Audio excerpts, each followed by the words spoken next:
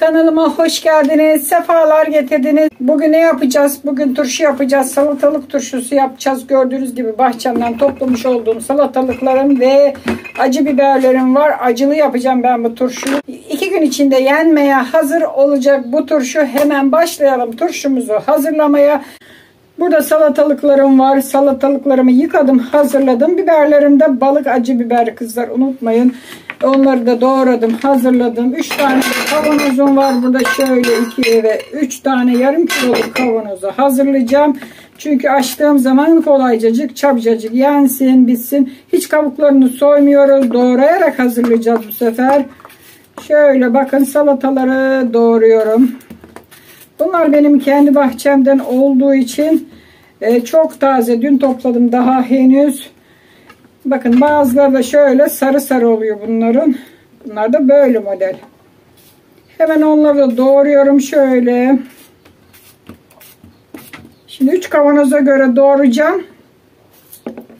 İsterseniz çoğaltabilirsiniz, azaltabilirsiniz. Bu tamamen size kalmış. Vereceğim ölçüler 3 kavanoza göredir arkadaşlar. Bir gün toplamadın mı hemen böyle kocaman dana gibi şişiyor bunlar. Şöyle bakın doğruyoruz. Bir tane daha doğrayalım bakalım. Yetmezse yine doğrarız. Şimdi gördüğünüz gibi doğradık hemen. Burada da acı biberlerim var. Şimdi acı biberleri de özellikle acılarının çıkmasını istiyorsanız şöyle ikiye keseceksiniz. İstemiyorsanız da hiç kesmeyin, ama ben biraz acısının çıkmasını istiyorum. Şöyle onları da ikiye kesiyorum. Dur bakalım. Oo, acı. 3 ve 4 tane doğrayalım, yeterli. İkisini bırakalım. Hemen doğradığımız salatalıkları kavanozlarımıza dolduruyoruz. Şöyle karışık bir şekilde. Araya 2 tane acı biber attım. Yetmezse yine doğrayacağım kızlar, unutmayalım. Şöyle dolduruyoruz. Çok kolay bir turşu yapacağız bugün. Yaz turşusu diyebiliriz yani. 2 günde yenmeye hazır. Şöyle güzel bir yerleştirelim, daha fazla alsın. Yani bir kaşık yapmayalım hepten. Doğrarız, yine salatalıklarımız var. Şöyle doldurduk bir kavanozu. Bunu şöyle alalım bakalım. Evet, ikinci kavanozumuza geçtik. Tabi doğradıklarımız yetmeyecek. Yine doğrayacağız. Şöyle 2 acı biber ve dolduruyoruz.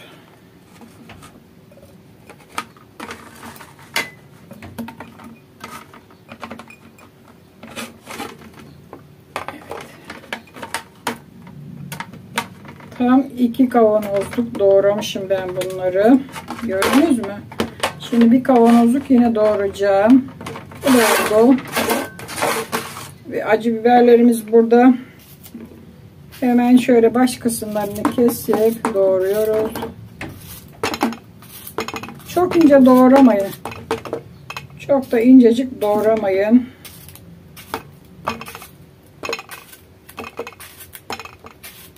Şöyle bakın doğradık. 2 tane doğradım.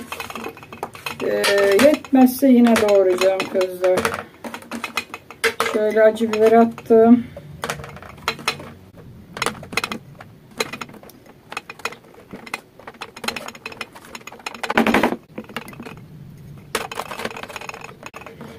Şu bir tanecik kaldı. Tabi seni atmayacağız. Hemen böyle ikiye kesiyoruz. Seni şuraya koyalım. Diğerini de buna koyalım. Haydi bitti. Şu acı biber de bunun içine. Ah, bu kalmış. Tabii ki onu da hemen keseceğiz. Çünkü kavanozlarımız dolduğu için bütünü koyamayız. Şöyle onu da koyduk. Tamamdır. Evet, gördüğünüz gibi 3 tane kavanozumu hazırladım.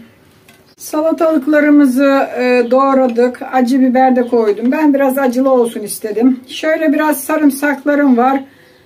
8-10 diş yani. Bunları da 3 kavanoza paylaştıracağım. Bir de özellikle de böyle doğrayacağım ki şu sarımsakların kokuları güzel çıksın. Şöyle doğrayalım. Daha güzel koksun.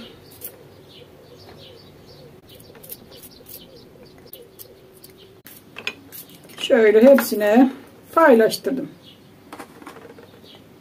Gördüğünüz gibi. Sarımsaklarını da ilave ettik. Şimdi sıra geldi tuzuna. İnce tuz kullanacağım. Niye ince tuz diyenlere de söyleyelim. Bu çabuk olan bir turşu. Onun için kalın tuz koyarsanız kaya tuzu bu erimez. Çatır çatır bol bol tuz yersiniz. Öyle şöyle yarım kaşık, fazla bir şey değil. Her bir kavanoz için. Yarım yemek kaşığı koydum. Özellikle dikkatli olun. Kaya tuzu koymayın. Çünkü bu 2 günde olacak. 2 günde kaya tuzu erimez kızlar. Şöyle bir kaşık tatlı kaşığıyla şeker ilave ediyorum. Bu da hazır. Şimdi üzerine de biraz şöyle limon dilimi koyacağım. Şöyle 1 ve 3 tane de limon dilimi kesiyorum. Her birinin üzerine şöyle limon dilimlerini de koyalım. Böyle. İşte böyle hazır. Şimdi limonunu da verdik. Sıra geldi sirkesini ilave etmeye. Yarım kiloluk kavanoz olduğu için şöyle yarım çay bardağı sirke koyacağız. Fazla değil. Yarım çay bardağı. Her bir için. Şöyle dökelim.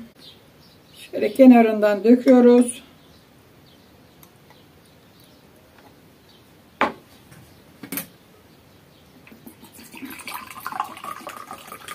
Şöyle yarım çay bardağı her birine döküyoruz.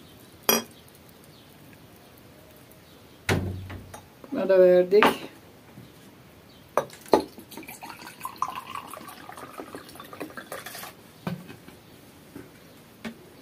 Buna da dökelim. Bunun sirkesini de döküyoruz. Tamamdır. Her birine yarım çay bardağı sirke döktük. Şöyle gördüğünüz gibi 3'te 1'i sirke oldu. Şimdi sıra geldi sıcak suyunu vermeye. Şöyle çaydanlığını da ısıttım. Çok fazla kaynak değil. Sadece sıcak. Hoşur hoşur kaynatmayın. Sadece sıcak. Bunu unutmayın. Dolana kadar döküyoruz.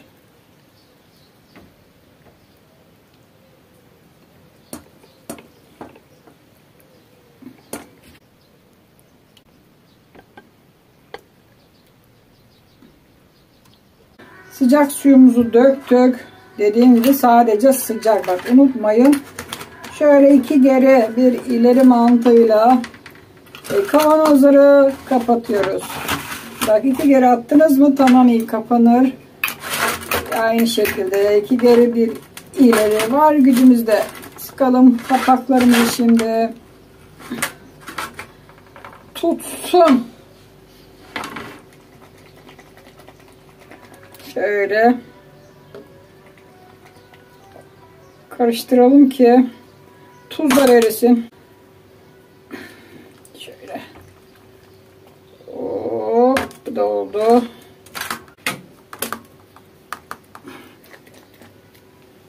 Evet, bu da hazır. Çünkü tuzlar burada ya.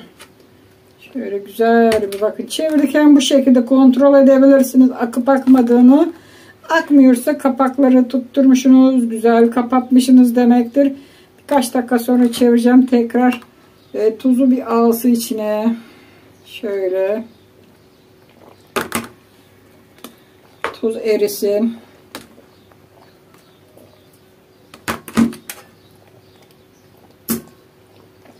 İçine alması için.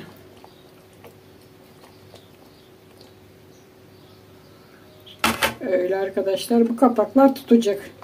Şu anda ılık benim turşum. Çünkü altta sirkemiz de soğuktu.